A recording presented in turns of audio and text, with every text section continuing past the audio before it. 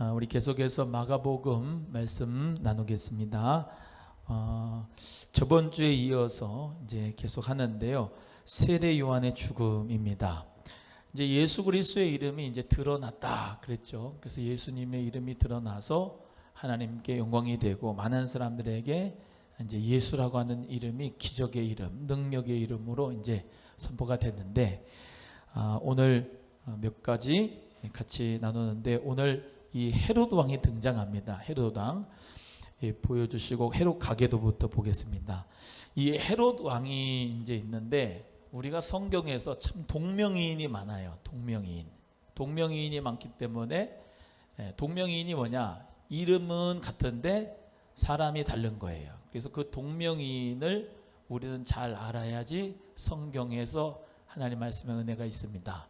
여기 헤롯 왕은 예수님 태어날 때, 아기 예수님, 그 아기 예수님께서 베들레헴에서 태어날 때 동방 박사를 보고서 나에게도 그 유대인의 왕이 있으면 알려주라 그러면서 2살 아래에 유알 학살을 지시했던 그 헤롯 왕이하고 다릅니다.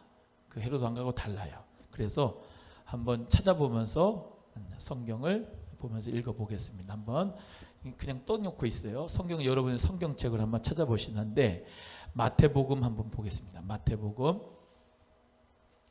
마태복음 몇 장 가시냐? 우리 2장인데요. 2장 1절이에요. 2장 1절.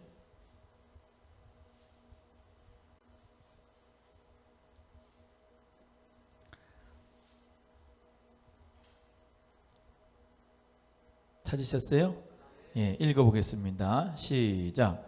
헤롯 왕 때에 예수께서 유대 베들레헴에서 나심에 동방으로부터 박사들이 예루살렘에 이르러 말하되, 여기 2장 1절에 나오는 이 헤롯 왕이 있는데, 이 헤롯 왕하고 오늘 여러분이 읽으신 여기 6장 14절에 헤롯 왕하고는 동명이인입니다. 이제 이름은 같은데 사람이 달라요. 그러니까 여기 6장 14절에 헤롯 왕의 아버지가 여기 2장 1절에 나오는 헤롯 왕입니다. 그리고 또 한 군데 찾아보는데 22절, 마태복음 2장 22절을 한번 찾아보시겠어요? 마태복음 2장 22절입니다. 자, 읽어봅니다. 시작. 그러나 아켈라오가 그 부친 헤롯을 이어 유대의 임금됨을 듣고 거기로 가기를 무서워하더니 꿈에 지시하심을 받아 갈릴리 지방으로 떠나가 있죠. 여기 있는 아켈라오 기억을 하시고, 그 부친 헤롯이다 할 때 이 부친 헤롯은 여기 2장 1절에 나오는 헤롯 왕이다. 그래서 여기 이제 보시겠습니다. 저 헤롯 대왕이라고 있는데요. 헤롯 대왕이 바로 2장 1절에 나오는 그 헤롯입니다. 그래서 이 헤롯이 누구냐면 그 예수님 당시에 성전을 졌던 사람이 바로 헤롯이, 이 대헤롯, 헤롯 대왕이에요. 그리고 이 헤롯 대왕은 저기 베들레헴 근처 가면 헤로디움이라고 하는 이제 무덤이 있는데, 그 왕의 무덤이 거기에 있습니다. 헤로디움의 그 헤롯 왕이 엄청나게 커요. 또 이 헤롯 대왕이 뭐를 이제 만들었느냐? 마사다라고 하는데 들어보셨죠? 마사다 요새. 유대인 사람들은 거기 군사들이 거기서 출정식을 하고 막 그래요. 그 마사다를 늘 기억하자 그러는데, 그 마사다 요새가 사실은 헤롯 별장입니다. 헤롯 별장. 헤롯이 별장을 많이 줬어요. 이 헤롯 대왕이요. 그래서 그 헤롯 대왕이 이제 조금 있다가 이제 나오겠지만, 헤롯 대왕의 별장인 마케루스, 지금 여기 본문 말씀의 배경이 되는 세례 요한의 감옥, 그리고 헤롯 안티파스가 잔치했던 곳, 그곳이 바로 마케루스고, 거기가 요르단 근처에 국경에 있는 염해 사해 옆에 이 마케루스라고 하는 곳이 있습니다. 어찌됐건 저 헤롯 대왕하고 오늘 여러분이 성경 읽은 6장에 있는 14절에 있는 헤롯 왕하고는 다른 왕이다. 그래서 그 헤롯 대왕의 아들들이 있는데요. 쉽게 말하면 저기 하나, 둘, 셋, 안티파스, 아켈라오, 필립, 요 세 명이 헤롯 대왕의 아들들입니다. 아들들. 저 아리스토블루스는 이제 아니고 일단 조금만 보시면 그래요. 오늘 여러분이 2장 22절에 읽으신 것처럼 아켈라오가 그 붙인 헤롯을 이어 유대인의 임금됨을 듣고 거기로 가기를 무서워했다라고 했을 때 아켈라오가 저 아켈라오입니다. 그래서 이 예수님 당시의 문화적 배경, 정치 배경을 좀 잘 알아야지 되는데 예수님 당시에는 유대인이 로마의 식민지였어요. 그러니까 로마의 왕이 황제가 있고요. 그리고 이제 유대인의 왕이 있는데 유대인의 왕은 그야말로 그냥 식물 왕이에요. 식물 왕. 근데 식물 왕인데 완전 식물이지는 않고 나름대로 이제 나라를 영토를 쪼개어 주었습니다. 그런데 헤롯 대왕이 있을 때는 혼자 다 통치를 했는데 죽고 나니까 아들 셋이서 이 나라를 영토를 쪼개어서 가진 거예요. 쪼개어서 가진 그 왕을 뭐라고 하냐면 분봉왕이라고 합니다. 분봉왕. 그래서 헤롯 안티파스라고 하는 저 아들 한 지역을 가지게 됐는데 저 사람은 어디 지역을 가졌느냐? 갈릴리하고 베레아 지역을 가졌어요. 조금 이따 지도 보면서 알려드릴게요. 또 아켈라오라고 하는 저 분봉왕은 여기 나오죠? 2장 22절에 여러분이 읽은 것처럼 유대의 임금됨을 듣고 그랬잖아요. 그래서 유대를 통치하는 왕이었습니다. 아켈라오가. 지도 보면서 할게요. 좀 이따. 그 다음에 빌립이라고 하는 왕이 있었는데 저 사람도 헤롯의 아들인데 저 사람은 어디 지역이냐? 저 요르단 근처에 좀 베레아 지방 이제 그 위쪽인데 그 위쪽을 이제 쉽게 말하면 이제 요르단의 북쪽 지방이죠. 그 지역을 이제 가지게 되었었죠. 그 지역에는 가이사랴 빌립보라고 하는 지방이 있는데 가이사랴 빌립보라고 하는 이름이 왜 그 도시의 이름이 됐느냐? 가이사랴 이제 가이사랴라고 하는 이제 가이사 황제에게 이 빌립보 헤롯 빌립이 이 도시를 드립니다 해서 가이사랴 빌립보예요. 영어로는 시세레 필리피라고 되어 있지만 우리 한국말로는 이제 가이사랴 빌립보 이렇게 됐으니까 빌립이나 빌립보나 다 똑같아요. 자, 여기 보시면 그래서 이제 세 명의 왕의 아들들이 통치 구역을 행정 구역을 나눠서 가지게 됐다라고 하는 것이고요. 저렇게 해서 이제 헤롯 안티파스, 아켈라오, 필립이 이제 나라를 쪼개서 가졌는데 로마의 원래 이 다스리는 통치하는 스타일은 어떤 거냐면은 로마는 미국 같이 예를 들면 미국이 유나이티드 이제 하나라고 하는 이제 미국 합중국이지만 주 52개의 주가 다 예를 들면 무슨 자치 권한이 있고 투표 권한이 있고 막 그러지 않습니까? 그래서 다 하나의 나라로 되는 것처럼 그와 비슷하게 로마는 이 지역 이 국가들을 다 자기들이 통치하고 정복 전쟁을 해서 이겼으니까 그 사람들을 잘 민심이 나지 않게 다스려야 된단 말이죠. 그래서 직접 통치를 하지 않고 니네들이 다 알아서 해라. 종교 같은 거는 니네들이 다 알아서 하고 행정구역도 사실은 다 주면서 전체적인 통치는 로마가 하지만은 그 모든 자치권들은 유대 니네들이 알아서 해 그러는 거예요. 근데 만약에 민심이 일어났다 또는 뭐 봉기가 일어났다 쿠데타가 일어났다 그럼 골치 아프지 않습니까? 그럴 때는 가끔씩 총독을 보내주는데 본디오 빌라도 같은 사람들은 로마의 5대 총독이에요. 5번째 총독. 그런 총독들이 가가지고 조선 총독부 마냥 거기 식민 통치를 하는데 잘 통치를 하도록 거기다가 있어서 이제 통치하는 스타일이지요. 그래서 사실은 유대인의 왕이라고 하는 것은 헤롯 집안이 볼 때는 뭐냐면 저 대헤롯은 이거 한 카트만 해가지고 한 2-3시간 설교를 해야 됐나. 이 대헤롯이라고 하는 사람은 에돔 출신입니다. 에돔 출신. 이두메 출신이라고 하는 게 에돔 출신입니다. 그게 뭐냐면 정통이 아니고 아웃사이더다 이 말이에요. 그러니까 에돔은 에서 집안의 이제 자손들이거든요. 그러니까 그 에돔 출신은 어디서 살았냐면 요르단이라고 하는 그 나라 지금 있는데 거기 남쪽에서 굴파 가지고 살아가요.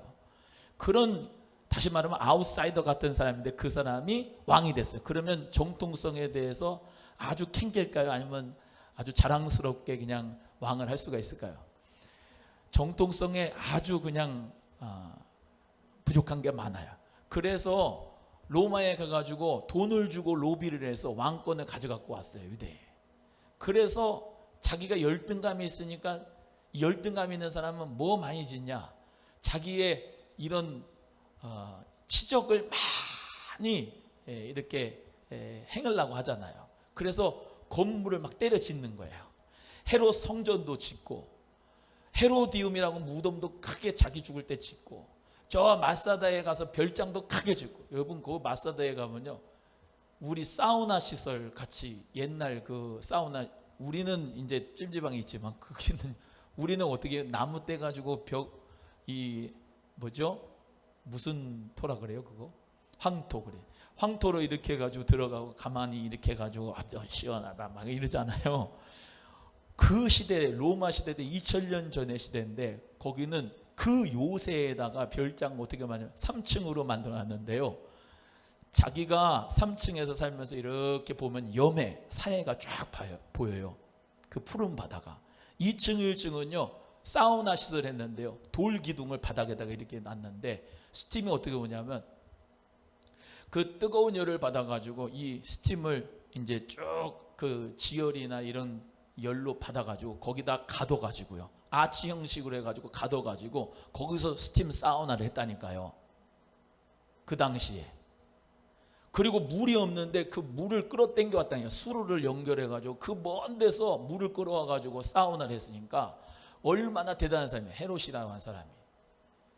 그런 건축을 엄청나게 했단 말이에요. 근데 그 놈이 죽었어요. 그 아들들이 셋이 이제 권세를 가졌는데 일단 쉽게 얘기하면 저 헤롯 안티파스는 별명이 있는데 여우예요. 여우. 뭐예요? 여우. 성경에 여우 같은 헤롯 그게 이 헤롯 안티파스입니다. 빌라도가 이제 예수님을 헤롯에게 넘겨줬더라. 그리고 헤롯이 물어봤는데 침묵했더라. 그때 그 헤롯이 저 안티파스입니다. 왜 자기가 예수님을 건들지 못했느냐? 자기 권한이 아니에요. 자기 권한이 아니에요. 본디오 빌라도는 자기가 유대의 총독이 됐잖아요. 유대라고 하는데 지금 보여줄까 보다. 지도 보여줄 수 있으면 아까 그 행정구역 좀 보여줘봐요.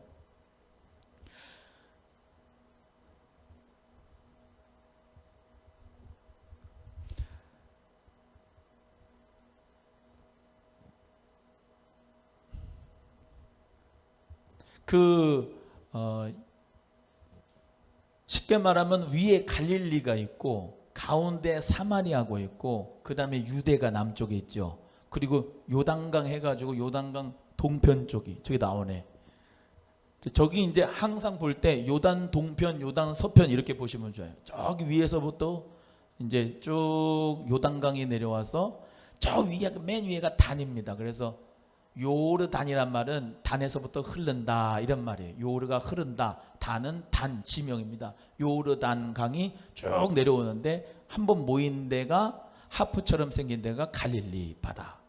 쭉 내려오는 데가 염해 사해인데 이쪽을 경계해서 오른쪽이 요르단, 왼쪽이 이스라엘입니다. 그런데 행정구역이 어떻게 되느냐면 저 갈릴리 보이세요?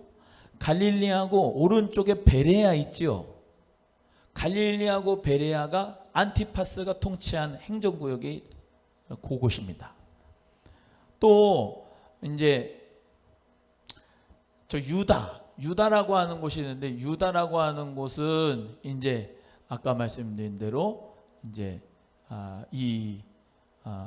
헤롯 아켈라오가 여기를 통치를 했고, 저 위쪽 빌립보 가이사랴 빌립보라고 하는 저 윗지방 베세다 가다라고 윗지방은 헤롯 빌립보가 통치한 데예요.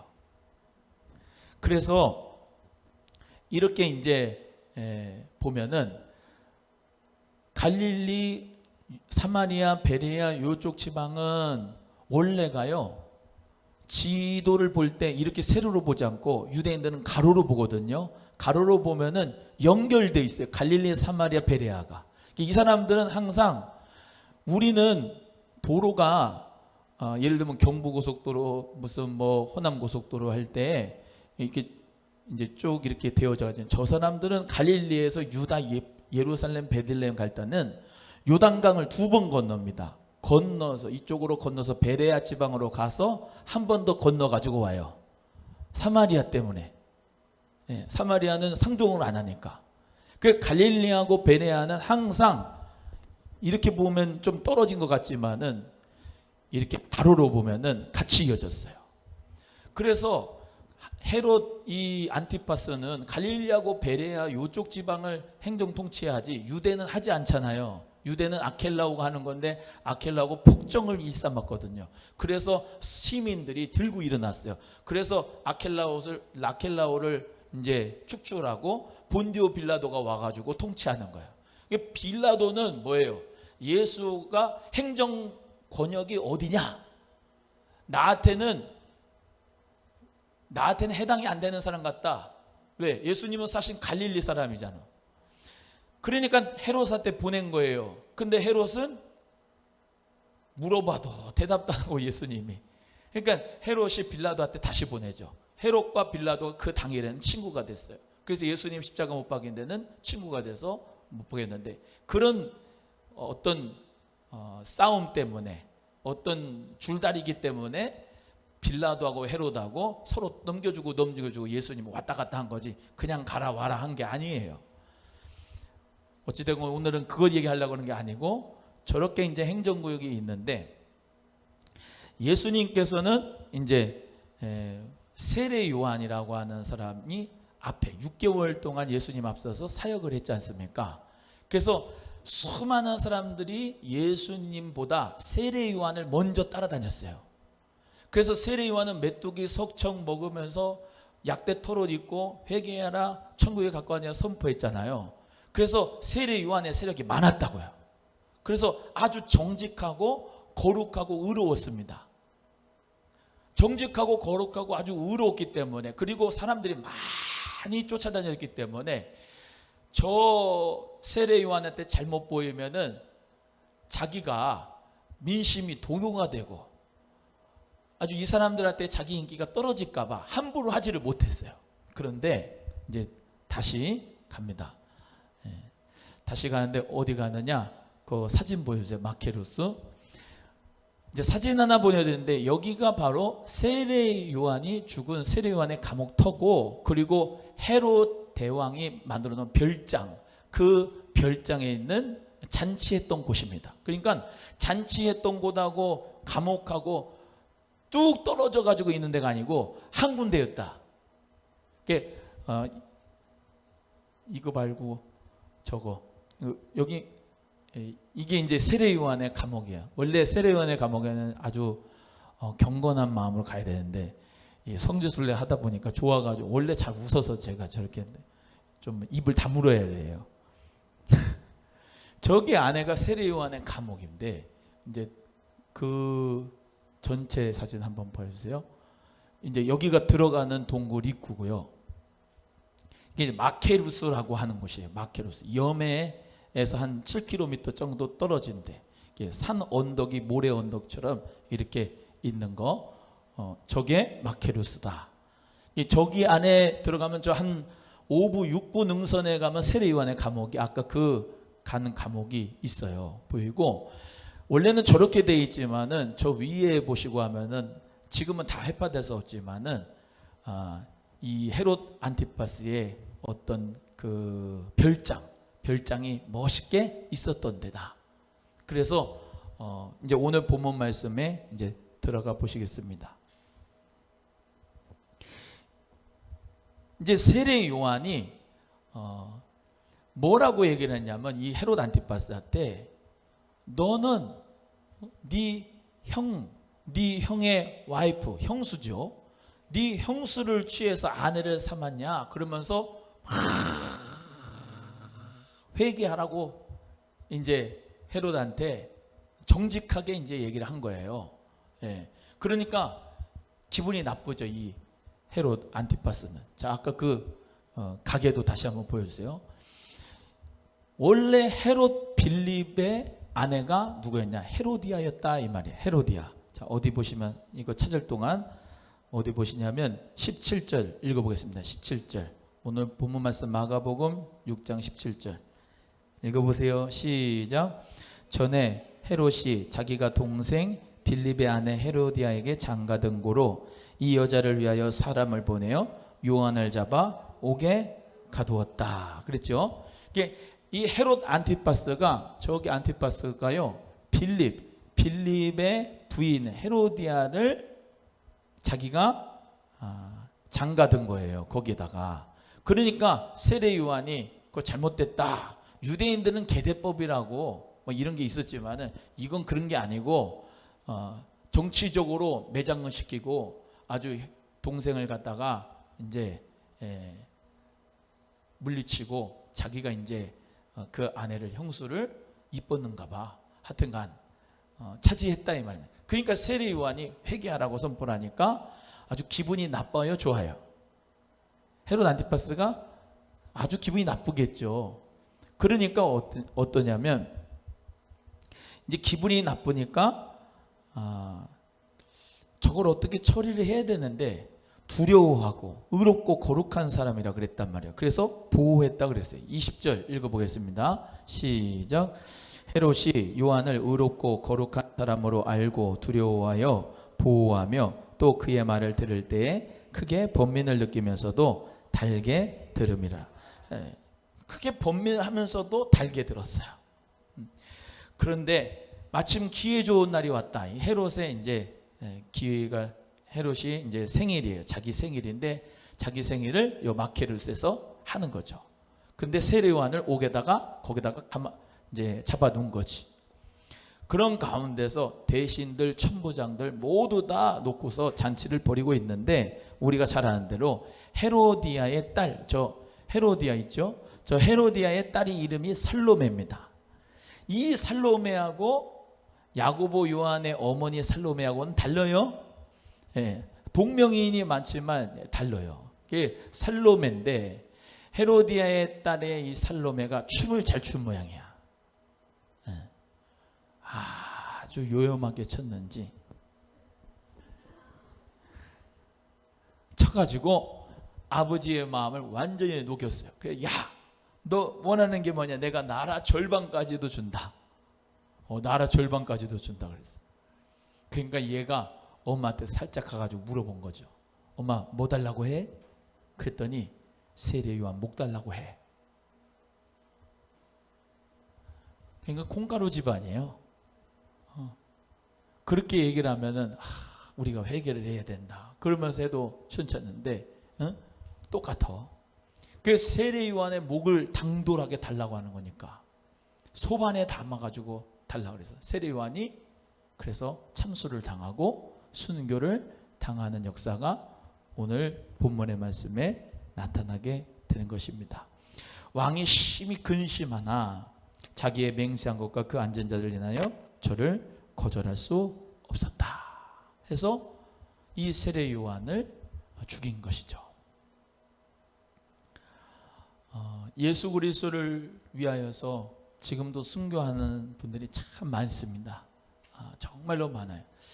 이 엊그저께 이제 아프가니스탄에서 33년, 35년 동안 선교하신 선교사님, 목사님이 인터뷰한 내용이 나오더라고요.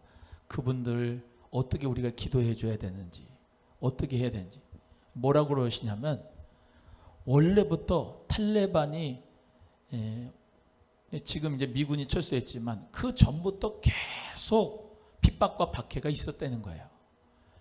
더 심해진 건 있었는데 예전부터 계속해서 아프가니스탄에서는 그런 핍박과 순교가 있었다는 거예요. 우리가 잘 아는 대로 옛날에 그 분당 샘물교회에 그 목사님, 그 배형규 목사님이라고 40명이 피랍됐었잖아요. 아프가니스탄 탈레반한테. 그랬다가 이 배형규 목사님이 순교하고 또 다른 집사님인가 해가지고 또 순교하시고 아프가니스탄에서 그랬지 않습니까? 그때 뭐라 했습니까? 하여튼 선교, 기독교들인들 선교한다고 그냥 엄청나게 그냥 표적이 됐었습니다. 표적이 됐었어요. 그럼에도 불구하고 조용히 은밀하게 모르게 선교를 했었다니까요. 지금까지도. 그래서 그분들한테 어떤 무슨 뭐 연락을 취할 필요도 없고 그분들한테 뭐 지원을 한다고 나타낼 필요도 없고 나타내면 그분들은 다 드러나서 죽는다는 거예요. 그러니까 대부분 그 선교사님이 그러는데 미리 두세 달 전에 그 정보를 첩보를 알아가지고 미리 다 피해 시락을 했대요. 근데 아직도 남아있는 그런 성도들도 있고 또 선교사님들도 있는데 우리가 계속 기도만 해주라 그러더라고요. 뭐를 자꾸 드러내서 하려고 하지 말고 조용히 그냥 기도만 해주라고. 할렐루야. 우리가 기도할 때 천군 천사가 보호하시고 하나님 은혜 가운데 그리스도의 복음은 계속해서 전파될 줄로 믿습니다.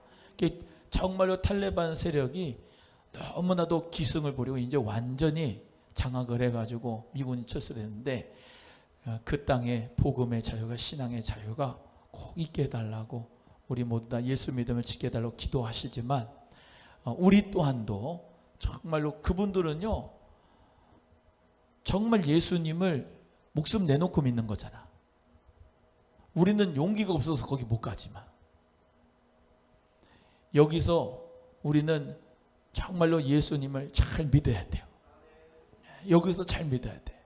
그래서 거기서 그 핍박과 박해와 순교를 당하면서 복음 전하고 예수 그리스도를 믿는 분도 있는데 헤롯 같은 분이래. 세례 요한 같은 분들도 정말로 주의 복음을 위해서 순교했는데 우리는 정말로 사망이 두렵고 공포가 코로나 질병이 두려워서 정말 뭐 기도도 한 자리 못하고 하면 안 되고요. 하나님 앞에 기도하는 거 계속 기도하고 할렐루야. 예배드리는 거 계속 예배드리지만 또 방역수칙은 잘 또 하면서 우리의 사명, 여러분의 생활 속에서 우리는 저번 주에 말씀드린 것처럼 형제들에게 복음 전하고 할렐루야. 자매들에게 복음 전하고 생활 속에서 주의 나라가 오기를 기도하면서 우리 모두가 다 믿음으로 살아갈 때 하나님께서 동일한 은혜 허락하여 주실 줄로 믿습니다. 여러분 다 처지가 다르고 환경이 다르지만 대한민국에서 예수 그리스도를 믿는 것도 쉽지는 않은 일입니다. 그 박해와 핍박의 현장에서 예수 그리스도 믿는 것도 쉽지는 않은 일이지만 여기서도 믿는 게 자신은 쉽지는 않은 일이에요.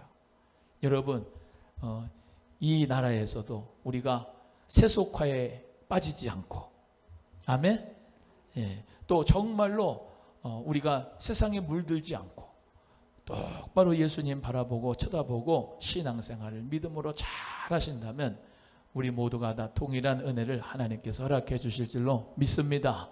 그래서 우리 모두 다 정말로 순교의 신앙은 우리 마음속에 잘 간직해야 되겠다. 저부터 순교의 신앙을 가지고 신앙생활을 잘 해야 되겠다라고 하는 것을 오늘 교훈으로 삼고 주의 영광을 위해서 우리 모두가 오늘도 수요 말씀 가운데서 말씀에 순종해서 순교의 믿음 신앙 따라 승리하는 역사가 우리 모두에게 있기를 주의 이름으로 축복합니다. 기도하겠습니다. 하나님 아버지 감사합니다.